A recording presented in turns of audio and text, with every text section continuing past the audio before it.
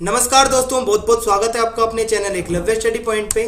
और मेरा नाम है सचिन और आज हम पढ़ने वाले हैं क्लास 10th की भूगोल और बुक का नाम है समकालीन भारत भाग 2 और 5वां अध्याय आज हम पढ़ेंगे जिसका नाम है खनिज तथा ऊर्जा संसाधन। तो इस पूरे चैप्टर में हम पढ़ेंगे खनिज के बारे में, खनिज क्या होता है, खनिज कहाँ पर पाए जाते हैं, ठीक है, और ऊर्जा संसाधनों के बारे में हम पढ़ने वाले हैं। तो सबसे पहले तो मैं आपको एक बात बता दूं कि हम अपनी रोजमर्रा की जिंदगी में धातु से बनी अनेक वस्तुओं का प्रयोग करते हैं। ये तो नॉर्मल सी बात है कि एक छोटी जो सुई होती है और वहां से लेकर जो एक कार होती है वो भी किससे बनती है? धातुओं से। चाहे कोई कच्चा घर है, चाहे इमारत है, वो किससे बनती है? धातु से, ठीक है। चाहे फिर कोई अगर रेलगाड़ी है वो भी हमारी बनती है धातु से, या कोई हवाई जहाज है। तो मतलब अब हमारी दैनिक जीवन में कई ऐसी चीजें अगर हम अपने आसपास देखें तो वो बनी होती हैं धातुओं की और खनिजों की। और आजकल लगभग हर चीज खनिज की ही बनी है, ठीक है, सुई से लेकर कार तक। फिर अब आपको देखना है कि खनिज होता क्या है, ठीक है, खनिज की असली परिभाषा क्या है, इसको हम क्या कहेंगे। तो भाई खनिज एक प्राकृतिक रूप से विद्यमान तत्व है जिसकी एक निश्चित आंतरिक संरचना होती है। अब ये जो इसकी परिभाषा है ये ज्यादा लंबी नहीं है, ये लगभग एक लाइन की है और आपको ये याद रखनी है, क्योंकि इसके अलावा आप इसमें कुछ बिल्कुल आसान सा नहीं लिख सकते, क्योंकि अगर आप सटीक परिभाषा लिखते हैं तो आपके नंबर भी पूरे सटीक आएंगे। तो ज्यादा लंबी नहीं है, आपको देखना है कि खनिज एक प्राकृतिक रूप से विद्यमान तत्व है, मतलब ये हमें प्रकृति में मिलता है और जिसकी एक निश्चित आंतरिक संरचना होती है, ठीक है, इसकी एक संरचना होती है आंतरिक रूप से, और ये आपको परिभाषा याद रखनी है। अब आपको देखना है आगे लिखा है कि जब खनिज एक अच्छा संसाधन बन जाता है तो उस क्षेत्र में खुदाई करके खनिजों को निकाला जाता है, ठीक है। इसका मतलब है अगर कोई खनिज है, चाहे वो लोहा है, चाहे वो तांबा है या सोना है, जब वो संसाधन बन जाता है, एक अच्छा संसाधन, मैंने आपको पहले चैप्टर में बताया था कि संसाधन प्रत्येक वह वस्तु जो हमारे आसपास है, जो हमारी जरूरतों को पूरा कर सकती है, वह एक संसाधन है, ठीक है। अगर कोई एक अच्छा संसाधन बन जाता है, कोई खनिज जो हमारी धरती में है अंदर, तो उस क्षेत्र में खुदाई करके खनिजों को निकाला जाता है। एग्जाम्पल के लिए अगर लोहा हमारे काम का होता है और जब वो हमारे लिए एक संसाधन के रूप में काम करता है तो हम लोहे को उसकी खानों में से निकालते हैं, ठीक है, और उस क्षेत्र में खुदाई की जाती है। तो खनिजों को तभी निकाला जाता है जब वो एक अच्छा संसाधन बन जाते हैं। अब अगली हेडिंग है या क्वेश्चन है आपके सामने कि खनिज कहाँ पर पाए जाते हैं। भाई आखिर ये जो खनिज चल रहा है ये आकर कहाँ पर पाए जाते हैं, ठीक है, होते कहाँ पे हैं खनिज। तो पहली जगह तो होती है आग्नेय तथा कायांतरित चट्टानों में। आपने इससे पहले की क्लासेस में पढ़ा होगा, जो हम शैलें पढ़ते हैं, आग्नेय शैल, कायांतरित शैल, ठीक है, रूपांतरित शैल। तो ये जो आग्नेय तथा कायांतरित शैल होती हैं या जो चट्टानें होती हैं, इनमें पाया जाता है हमारा खनिज। और ये जो शैलें होती हैं इनका निर्माण अधिकतर उस समय होता है जब ये तरल अवस्था में दरार के सहारे भूपृष्ठ की ओर धकेले जाते हैं और ये ठंडे होकर जम जाते हैं। हमने आग्नेय शैल के बारे में पढ़ा हुआ है 9th क्लास में कि जब ये शैल जो होती है अंदर ये मैग्मा के रूप में होती है, लावा के रूप में, जब ये बाहर निकलकर जब वो दरारों के सहारे बाहर निकलती है, जब आकर भूपृष्ठ पर, जिसका मतलब होता है जो हमारा पृथ्वी का ऊपरी भाग है, जो जमीन है, जब वहां पर आके ये गिरता है, जब वो वहां ठंडा होता है, तब ये चट्टानों का रूप ले लेता है, शैलों का रूप ले लेता है और इसे आग्नेय शैल भी कहते हैं, ठीक है। तो ये जो होता है उस समय ये बनती हैं जब तरल अवस्था में, तरल मतलब लिक्विड अवस्था में, क्योंकि मैग्मा जो होता है वो लिक्विड अवस्था में निकलता है। तो जब वो तरल अवस्था में दरार के सहारे बाहर निकलता है और आकर जब जमीन पर ठंडा होता है, तब वो पृथ्वी के ऊपरी भाग पे जब वो चट्टानों का रूप ले लेता है, तब उसे हम आग्नेय चट्टान कहते हैं। और इसी के अंदर से हमारे खनिज निकलते हैं, जस्ता, तांबा, शीशा और जिंक, ठीक है। ये कौन सी चट्टानों से निकलते हैं हमारे खनिज? आग्नेय तथा कायांतरित चट्टानों से। अब दूसरी जगह कौन सी है? अवसादी चट्टानों से, ठीक है। खनिज कहां से निकलते हैं? पहले तो मैंने आपको बताया आग्नेय तथा कायांतरित चट्टानों से।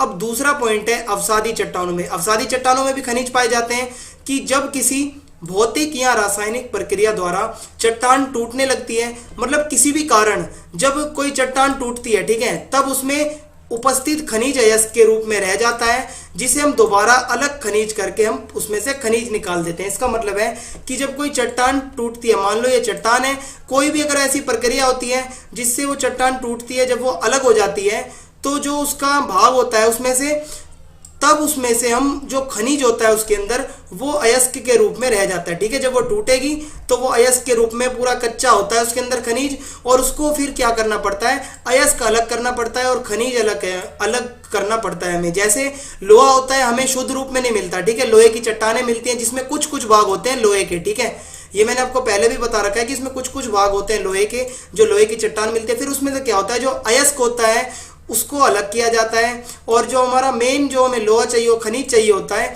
वो फिर उसको हम कहते हैं फिर लोहा। ठीक है, लोहा हमारा खनिज होता है। तो जब वो लोहा उसमें से हम अलग कर देते हैं तब वो बन जाता है खनिज। हमें डायरेक्ट खनिज नहीं मिलता, हमें जो भी खनिज मिलता है वो मिलता है अयस्क के रूप में। ठीक है, चाहे वो इसका तांबे का अयस्क हो, चाहे वो लोहे का अयस्क हो। ठीक है, हमें बिल्कुल ही शुद्ध रूप में नहीं मिलते, ये हमें मिलते हैं चट्टानों के रूप में। चट्टानों को जब ये टूटते हैं तो इसके अंदर से हमें लोहा अलग करना पड़ता है और वो चट्टान अलग होती है। तो ये सारी चट्टानों में कुछ ऐसे ही होता है। इसके अंदर कौन कौन से खनिज पाए जाते हैं, एक तो पोटाश खनिज और दूसरा होता है सोडियम खनिज। तीसरा पॉइंट है जलोढ़ जमाव में। अब खनिज और कहाँ पर पाए जाते हैं, आपने देखा है जो जलोढ़ मिट्टी होती है बहुत उपजाऊ मानी जाती है।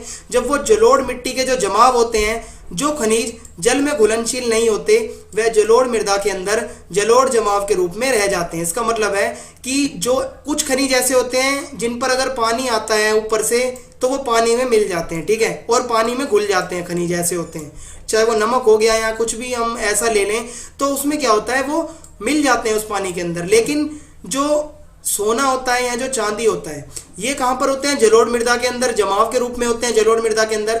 और जब पानी इन पर चाहे कितना भी आ जाए, ये पानी के साथ कभी भी सोना जो होता है वो घुलनशील नहीं होता।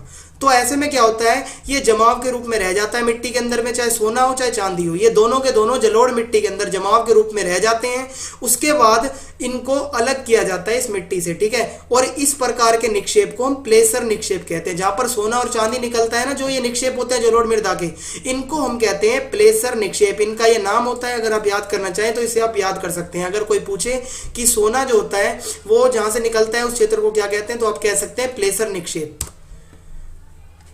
और कहां पर मिल सकता है हमें खनिज, महासागरीय जल में। ठीक है, समुद्रों में भी खनिज मिलते हैं। नमक हमें समुद्र से मिलता है, मैग्नीशियम हमें समुद्र से मिलता है, और बहुत सारे खनिज महासागरीय जल में पाए जाते हैं। पांचवा पॉइंट है और कहां से खनिज मिल सकते हैं भाई, धरातलीय चट्टानों के अपघटन द्वारा। इसमें क्या होता है, कुछ खनिज शुष्क क्षेत्रों में मतलब सूखे क्षेत्रों में धरातलीय चट्टानों में वाष्पीकरण के कारण परतों में निर्मित हो जाते हैं। जब इसमें गैस निकलती है चट्टानों में, बीच में जब रिसाव होता है, इसमें क्या होता है, कुछ ऐसे खनिज होते हैं जो परतों के रूप में, ठीक है, लेयर में वहां पर जम जाते हैं, और इनको हम कहते हैं धरातलीय चट्टानों के अपघटन द्वारा निर्मित खनिज। और इसका उदाहरण है बॉक्साइट। ठीक है, तो आपको ये याद रखना है कि धरातलीय चट्टानों के अपघटन से कौन से खनिज बनते हैं।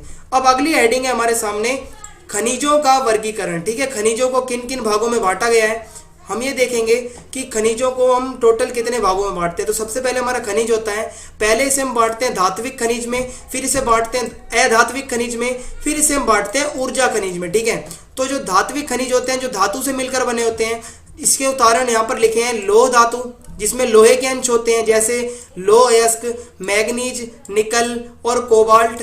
ठीक है, ये जो कुछ धातुएं होती हैं जो कि खनिज होते हैं, और ये धात्विक खनिज होते हैं, और इनमें लोहे के अंश पाए जाते हैं, इसलिए इन्हें कहते हैं लोह खनिज।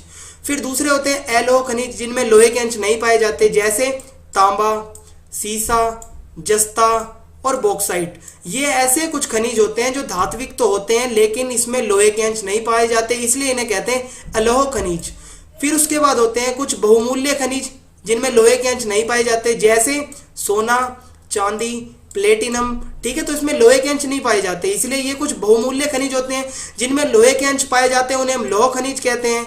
ठीक है, जैसे लोहा, मैग्नीज, निकल और कोबाल्ट। और लोहा जो होता है वो सीधा खनिज के रूप में नहीं मिलता है, लोहा मिलता है हमें कच्चे के रूप में, जिसको हम कहते हैं लोह अयस्क। और अलोह खनिज में हो गया तांबा, सीसा, जस्ता, बॉक्साइट।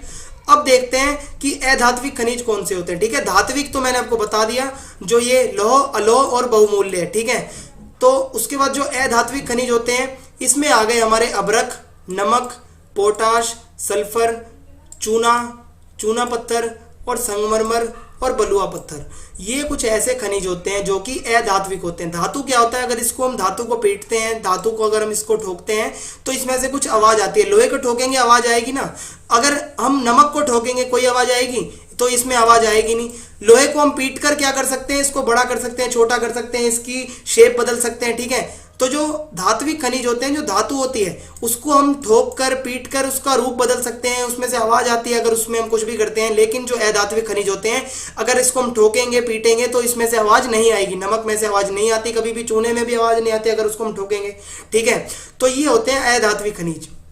उसके बाद आते हैं ऊर्जा खनिज, ठीक है, जिनसे हम बिजली बनाते हैं, जैसे कोयला, कोयले से हम बिजली बनाते हैं, पेट्रोलियम, पेट्रोलियम से हम अपने वाहन चलाते हैं, तथा प्राकृतिक गैस, ठीक है। तो ये खनिजों का वर्गीकरण है। इस पूरे चैप्टर में इन्हीं को हम थोड़ा और डीपली पढ़ने वाले हैं। तो आइए देखते हैं।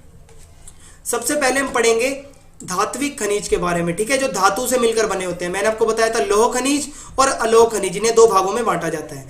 तो पहले देखते हैं कि लौह खनिज कौन से होते हैं। तो लौह अयस्क, तो यह एक आधारभूत खनिज है। ऐसा क्यों माना जाता है, क्योंकि अगर कोई भी उद्योग होगा, वहां पर अगर कोई चीज बनानी है तो भाई वो मशीनों से ही बनेगी, और मशीन हमारी बनती है लोहे से, ठीक है। तो जो लोहा होगा वो एक आधारभूत खनिज होता है, वो एक आधार प्रदान करता है जहां से फिर हम कुछ और बना सकते हैं। तो ये एक आधारभूत खनिज है, इसकी तो मोस्ट जरूरत होती है हमें अपनी जिंदगी में, और यह औद्योगिक विकास की रीढ़ होता है, क्योंकि जब तक लोहा नहीं होगा कोई भी उद्योग का विकास नहीं हो सकता, क्योंकि बड़े बड़े उद्योगों में लोहा तो चाहिए ही। अब देखते हैं इंडिया में कितने % लोहा कहां पर पाया जाता है। तो सबसे ज्यादा जो लोहा हमें पाया जाता है उड़ीसा में पाया जाता है। उसके बाद आप देख सकते हैं झारखंड में, और छत्तीसगढ़ में पाया जाता है, कर्नाटक में पाया जाता है, और कुछ ऐसे अन्य राज्य हैं जहां पर थोड़ा बहुत पाया जाता है। तो क्वेश्चन अगर 1 नंबर का आता है सबसे ज्यादा लोहा अयस्क कहां पर पाया जाता है, तो आप बता सकते हैं ओडिशा में, जो कि पूर्व साइड में है। फिर है भारत में लोहा अयस्क बहुत बड़ी मात्रा में उपलब्ध है, ठीक है। तो लोहा एक ऐसा खनिज है जो कि भारत में बहुत बड़ी मात्रा में उपलब्ध है। हमारे पास लोहे के बहुत सारे भंडार हैं। और मैग्नेटाइट वह लोहा अयस्क है जिसमें 70% लोहा होता है। अब लोहे के भी बहुत सारे प्रकार होते हैं, तो उनमें से एक है मैग्नेटाइट, ठीक है, ये भी लोहे का एक प्रकार है। इसमें लगभग 70% लोहा पाया जाता है। मैंने आपको बताया था लोहा हमें मिलता है कच्चे रूप में, चट्टान के रूप में। चट्टान जो होती है पूरी लोहे की नहीं होती, उसमें कुछ कुछ अंश होते हैं, ठीक है, लोहे के। तो जो ऐसी चट्टानें होती हैं जिनमें 70% लोहा पाया जाता है, उन्हें हम कहते हैं मैग्नेटाइट अयस्क, ठीक है, जो कि लोह अयस्क की बहुत बड़ी एक मात्रा में इसमें मतलब उपस्थिति होती है। लोह अयस्क बहुत ज्यादा होता है इसके अंदर मैग्नेटाइट में, और यह सर्वोत्तम प्रकार का लोह अयस्क है। मतलब सबसे बेस्ट अगर लोह अयस्क किसी को माना जाता है तो वो है मैग्नेटाइट।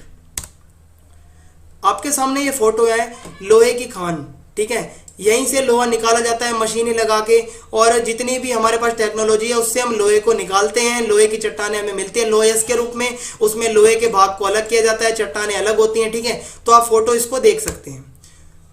फिर हमें देखना है कि भारत में कौन कौन सी लोह अयस्क की पेटियां हैं। पेटी का मतलब होता है क्षेत्र जहां पर लोहा पाया जाता है, लोह अयस्क पाया जाता है, ठीक है। भारत में ऐसे कौन कौन से क्षेत्र हैं जहां इनको हम पेटी कहते हैं, ठीक है। जो ज्योग्राफी की लैंग्वेज में जो क्षेत्र होते हैं जहां जहां पर लोहा पाया जाता है, या कहीं पर अगर तांबा पाया जाता है, तो वो जो क्षेत्र होते हैं ना जहां पर खनिज होते हैं उनको हम पेटी कहते हैं। तो आपको इसमें कंफ्यूज नहीं होना, पेटी का मतलब होता है क्षेत्र। तो लोह अयस्क के क्षेत्र कौन से भारत में, तो पहला तो है उड़ीसा झारखंड पेटी। तो ये नाम से पता चलता है कहां तक फैले होगा ये क्षेत्र, उड़ीसा से लेकर झारखंड तक। और उड़ीसा के मयूरभंज एवं केंदुझर में ये पेटी स्थित है। मतलब ये जो उड़ीसा का जो ये क्षेत्र है मयूरभंज, इसमें और केंदुझर में लोहा अयस्क पाया जाता है। फिर है झारखंड के सिंहभूम में पाया जाता है, सिंहभूम जगह का नाम है झारखंड के अंदर, यहां पर भी लोहा पाया जाता है। फिर दूसरा क्षेत्र है दुर्ग, बस्तर और चंद्रपुर पेटी, ये 3 जगहों के नाम है, और इन 3 क्षेत्रों में भी पाया जाता है, और यह महाराष्ट्र तथा छत्तीसगढ़ के अंतर्गत आते हैं। और विशाखापट्टनम पत्तन से जापान को निर्यात किया जाता है क्या, लोहा। जो ये क्षेत्र है यहाँ से लोहा निकालकर फिर लाया जाता है विशाखापट्टनम पत्तन पे, ठीक है, जो सी पोर्ट होते हैं समुद्री पत्तन, वहां पर ये लोहा लाया जाता है। उसके बाद क्या करते हैं, जापान को बेचा जाता है, ठीक है, जापान को निर्यात किया जाता है। और छत्तीसगढ़ के बस्तर जिले में भी लोहा अयस्क पाया जाता है। तो ये मैंने आपको 2 स्थान बताए हैं, 2 क्षेत्र बताए हैं जहां पर लोहा अयस्क पाया जाता है। और आपको पेटी नाम से कंफ्यूज नहीं होना है, पेटी का मतलब क्षेत्र होता है। उसके बाद तीसरी हमारे सामने जो जगह है, जो क्षेत्र है, वो है बल्लारी, चित्रदुर्ग, चिकामगलुरु, तुमकुरु, ठीक है। तो ये 3 जगहों के नाम है, ये नहीं सॉरी 4 जगहों के नाम है। थोड़े कंफ्यूजन जरूरी होगी इसमें, लेकिन ये थोड़े साउथ इंडियन नाम है, तो आपको ये याद रखने हैं। बल्लारी, चित्रदुर्ग, चिकामगलुरु और तुमकुरु, तो ये साउथ में आते हैं। और यह पेटी कर्नाटक के अंतर्गत आती है। ये जो क्षेत्र है लोहे का, जो लोहा जहाँ से निकलता है, ये कर्नाटक के अंदर आता है। और कुद्रेमुख की खाने, एक खान का नाम है, ठीक है, जहाँ बहुत सारी खाने हैं, उसको कहते हैं, वो फेमस है कुद्रेमुख की खाने। यहाँ पर बहुत ज्यादा बड़ी मात्रा में लोहा निकलता है और ये संसार की सबसे बड़ी खानों में से एक है, ठीक है। ये भी साउथ इंडिया में ही आती है, जिसे हम कहते हैं, इसका नाम है कुद्रेमुख की खाने। उसके बाद चौथा क्षेत्र है महाराष्ट्र गोवा पेटी। तो ये कहाँ तक है? महाराष्ट्र से लेके गोवा तक, ठीक है। यह गोवा तथा महाराष्ट्र के रत्नागिरी जिले में स्थित है। ये जो पेटी है, ये जो क्षेत्र है जहां पर लोहा निकलता है, ठीक है, गोवा तथा महाराष्ट्र में। और यहाँ का लोहा उत्तम प्रकार का नहीं है। जो सबसे बेस्ट लोहा हमें मिलता है उड़ीसा साइड में मिलता है, जो बिल्कुल शुद्ध मात्रा में ज्यादातर निकलता है। लेकिन जो महाराष्ट्र और गोवा की जो पेटी है, जो ये महाराष्ट्र और गोवा का क्षेत्र है, यहाँ का जो लोहा होता है उसकी क्वालिटी थोड़ी सी लो होती है। अब लोहे की बात छोड़ते हैं, अब हम देखते हैं मैग्नीज। तो मैग्नीज भी एक खनिज होता है। अब मैग्नीज जो होता है, मैग्नीज मुख्य रूप से इस्पात बनाने में प्रयोग किया जाता है। आपने सुना होगा जो इस्पात होता है वो किससे बनता है? मैग्नीज से, ठीक है। यहाँ पर लिखा है कि 1000 किलो इस्पात बनाने के लिए 10 किलो मैग्नीज की जरूरत होती है। अगर हमें 1000 किलो इस्पात बनाना है तो हमें चाहिए 10 किलो मैग्नीज। जब उसमें मिक्सअप करेंगे हम 10 किलो मैग्नीज, तब जाकर बनेगा 1000 किलो इस्पात, ठीक है। तो मैग्नीज किस काम आता है? इस्पात को बनाने में। और उड़ीसा में सबसे ज्यादा मैग्नीज पाया जाता है। भाई एक जगह मैं आपको बता दूं, ये तो लगभग एकदम वरदान है, उड़ीसा में बहुत सारे खनिज पाए जाते हैं। लोहा, ठीक है, और ये हमारा मैग्नीज हो गया, बॉक्साइट पढ़ोगे आप, इतने सारे खनिज हैं जो कि उड़ीसा में पाए जाते हैं। तो उड़ीसा तो नाम फेमस ही, आपको याद रखना है, ठीक है, दिमाग में। तो उड़ीसा में सबसे ज्यादा मैग्नीज पाया जाता है और इसका उपयोग ब्लीचिंग पाउडर के लिए भी किया जाता है। ब्लीचिंग पाउडर जो हमारा होता है उसको बनाने में भी मैग्नीज का प्रयोग होता है। और कीटनाशक जो होता है, जो खेतों में डाला जाता है, उसमें भी उसमें मैग्नीज उसमें मिक्सअप होता है, ठीक है। मैग्नीज के अंश होते हैं, मैग्नीज से बनता है कीटनाशक। और जो पेंट होता है, ठीक है, जो हम घरों में पेंट करते हैं या अपने गेट्स में पेंट करते हैं, तो उसमें भी मैग्नीज मिला होता है। तो आपको समझ में आ गया होगा मैग्नीज जो होता है वो किस प्रयोग में आता है, और अगर इस्पात बनाना है तो कितने किलो मैग्नीज चाहिए होगा। तो ये आपको यहां से क्लियर हो गया होगा। अब हम बात करेंगे अलोह खनिजों की, ठीक है, जिसमें लोहे के अंश नहीं पाए जाते। जो इससे पहले हमने बात की थी वो थे हमारे लोह खनिज, जिसमें लोहा पाया जाता है। अब हम पढ़ेंगे अलोह खनिज के बारे में। तो पहला है तांबा, ठीक है। तो भारत में तांबे के भंडार कम है। भाई जो तांबा है वो भारत में जितना लोहा पाया जाता है ना, उसका आधा भी नहीं पाया जाता। तो तांबा बहुत कम पाया जाता है हमारे भारत में। और तांबा घातवर्धेय, तन्य तथा सुचालक है। घातवर्धेय का मतलब होता है अगर इसकी हम ठुकाई पिटाई करते हैं किसी औजार से तो इसकी आकृति बदली जा सकती है, इसमें से आवाज आएगी, ठीक है। इसको हम चादर के रूप में भी बदल सकते हैं। और ये तन्य होता है, इसमें आवाज आती है, इसमें साउंड होता है अगर इसको हम ठोकेंगे। और ये सुचालक होता है, ठीक है। बिजली वगैरह, इलेक्ट्रॉनिक वगैरह के सामान में तांबे का यूज किया जाता है। और अब देखते हैं तांबे का उपयोग और कहां पर होता है। बिजली की तार बनाने में आपने देखा होगा, बिजली के तारों में, ज्यादातर तारों में तांबा ही होता है। और इलेक्ट्रॉनिक्स के कई ऐसी चीजें होती है, टीवी वगैरह के अंदर भी तांबा बहुत होता है। और आभूषण जो हमारी ज्वेलरी होती है उसको पक्का करने के लिए भी तांबे का इस्तेमाल किया जाता है, ठीक है। तो ये आपको देखना है कि भारत में तांबे के भंडार कम है। तांबे की ये 3 विशेषताएं मैंने बताई आपको। और देखना है इसके उपयोग कहाँ कहाँ पे होते हैं। और ये तांबा ज्यादातर कहाँ पाया जाता है? राजस्थान में। और राजस्थान के भी एक जगह का नाम है खेतड़ी, ठीक है। राजस्थान में जगह का नाम है खेतड़ी, वहां पर ज्यादा तांबा पाया जाता है। और मध्य प्रदेश में जगह का नाम है बालाघाट, जहां पर तांबा पाया जाता है। और झारखंड में सिंहभूम जगह है, यहाँ पर पाया जाता है तांबा। तो सिंहभूम भी बहुत फेमस है, जैसे उड़ीसा फेमस है खनिजों के लिए, वैसे ये सिंहभूम, ये जो झारखंड का एरिया है, यहाँ भी बहुत खनिज पाए जाते हैं। तो आपको क्लियर हो गया होगा तांबे के बारे में। ये तांबे की खान है, कुछ इस तरीके से दिखती है जब उसको खुदाई करके, खनन करके निकाला जाता है। आपकी बुक में ये फोटो है, आप इसको और अच्छे से देख सकते हैं। अब पढ़ते हैं, एक और खनिज होता है बॉक्साइट। ये भी अलोह खनिज होता है, इसमें भी लोहा नहीं पाया जाता। तो एक क्वेश्चन बनता है, क्या एल्यूमिनियम तथा बॉक्साइट एक ही हैं? ठीक है, अगर आपको कंफ्यूजन हो, एल्यूमिनियम भी खनिज होता है और बॉक्साइट भी खनिज होता है, क्या ये दोनों एक ही हैं? जी नहीं, एल्यूमिनियम हमें बॉक्साइट से ही मिलता है। तो बॉक्साइट से निकलता है एल्यूमिनियम, ठीक है। ये दोनों अलग अलग नहीं है, बॉक्साइट के अंदर से निकलता है एल्यूमिनियम। और एल्यूमिनियम एक महत्वपूर्ण धातु है क्योंकि यह लोहे जैसी शक्ति के साथ साथ हल्का भी होता है। एल्यूमिनियम जो होता है इसका भी लोहे के बराबर ही इस्तेमाल किया जाता है। और इसका एक फायदा क्या होता है, इसमें शक्ति भी लोहे जितनी होती है और क्या होता है, इसमें कि ये हल्का भी होता है। लोहा आप सब जानते हैं भारी होता है, लेकिन लोहे के मुकाबले एल्यूमिनियम जो होता है वो हल्का होता है। और उड़ीसा में सबसे अधिक बॉक्साइट है। भाई देख लो, दोबारा एक बार उड़ीसा का नाम आ गया है। तो उड़ीसा राज्य बहुत फेमस है खनिजों के लिए। लोहे में भी इसका नाम आता है और अब बॉक्साइट में भी इसका नाम आ चुका है। तो उड़ीसा में सबसे ज्यादा बॉक्साइट की खाने हैं और बॉक्साइट ज्यादा निकलता है। और इसके जो और प्रमुख क्षेत्र हैं वो है अमरकंटक पठार मध्य प्रदेश में, और बिलासपुर कटनी पठार ये भी हमारा प्रायद्वीपीय भारत में इलाका आता है। तो बॉक्साइट के बारे में आपको इतना याद रखना है जो मैंने आपको बताया। फिर अगली हेडिंग है अभ्रक। भाई ये भी हमारा अधात्विक खनिज में आता है। इससे पहले जो मैंने आपको जितने बताए वो सारे धात्विक खनिज थे, उसमें लौह अलग बताए मैंने आपको, अलोह अलग बताए। अब हम आते हैं अधात्विक खनिजों में जिसमें धातु नहीं होते बिल्कुल भी। अगर इसकी ठुकाई पिटाई करेंगे तो ना तो कोई आवाज आएगी और ना इसको हम इसकी शेप को बदल सकते हैं, ठीक है। तो इसमें पहला खनिज जो अधात्विक होता है वो है अभ्रक। और अभ्रक एक ऐसा खनिज है जिससे बहुत ही पतली चादर में बनाया जा सकता है, ठीक है। अभ्रक जो होता है इसको बहुत ही पतली चादर में बनाया जाता है और ये जो परतें होती हैं ये इतनी महीन होती हैं कि इसके 1000 परतें कुछ सेंटीमीटर ही मोटी होती हैं। तो ये जो अभ्रक होता है ये बहुत, इसकी जो परतें हैं ये परतों में पाया जाता है, ठीक है, लेयर्स में। और इसकी जो परतें होती हैं इतनी महीन होती हैं, इतनी संकीर्ण, एकदम छोटी सी होती हैं कि इसकी 1000 परतें सिर्फ कुछ सेंटीमीटर ही मोटी होती हैं। और अभ्रक जो होता है उसकी एक विशेषता ये है कि ये काले रंग का भी होता है, हरे रंग का भी होता है, लाल रंग का भी होता है, पीले रंग का भी होता है और भूरे रंग का भी होता है। और ये अभ्रक जो होता है राजस्थान के अजमेर में भी बड़ी मात्रा में पाया जाता है, ठीक है। जगह का नाम आपको याद रखना है, राजस्थान के अजमेर में। मैं आपको बता दूं राजस्थान 2 चीज़ों के लिए फेमस है खनिजों की बात की जाए। एक तो तांबा, तांबा बहुत पाया जाता है वहाँ पे राजस्थान में, और अभ्रक, अभ्रक भी वहाँ पर बड़ी मात्रा में पाया जाता है। अब एक और अधात्विक खनिज देखते हैं, ये है चट्टानी खनिज, ठीक है, जो चट्टानों में पाए जाते हैं, ठीक है। और ये अधात्विक होते हैं, इसमें धातु के अंश नहीं होते हैं, ठीक है। तो इसमें पहला है चूना पत्थर। तो भाई देखते हैं अब चूना पत्थर में क्या है कि चूना पत्थर कैल्शियम कार्बोनेट से बनी चट्टानों में पाया जाता है, ठीक है। अब चूना पत्थर कहां पर पाया जाता है? ऐसी चट्टानें जो कि कैल्शियम की होती हैं या कैल्शियम कार्बोनेट से बनी होती हैं, जिनमें ये दोनों तत्व पाए जाते हैं, वहां से निकलता है हमारा चूना पत्थर। और चूना पत्थर किस लिए काम में आता है? आपने देखा होगा सीमेंट जो होता है वो भी चूना पत्थर से ही बनता है, ठीक है। चूना पत्थर सीमेंट उद्योग का आधारभूत कच्चा माल है। सीमेंट बनाने के लिए चूना पत्थर तो मोस्ट इंपोर्टेंट है। और यह अवसादी चट्टानों में पाया जाता है, ठीक है।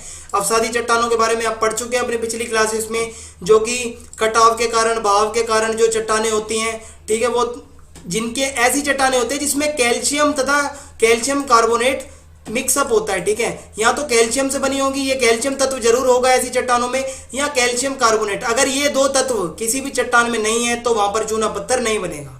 और ये अवसादी चट्टानों में पाया जाता है। और लोहा प्रगलन में इसका प्रयोग किया जाता है। लोहा प्रगलन मतलब लोहे को पिघलाने के लिए जो चूना पत्थर होता है तब भी इसका प्रयोग किया जाता है। तो आपको समझ में आ गया होगा, चूना पत्थर जो होता है एक चट्टानी खनिज है और अधात्विक खनिज है। अगर हम चूने को ठोकेंगे, पीटेंगे, ठीक है, उसमें से आवाज नहीं आएगी, ना हम चूने के आकार को बदल सकते हैं।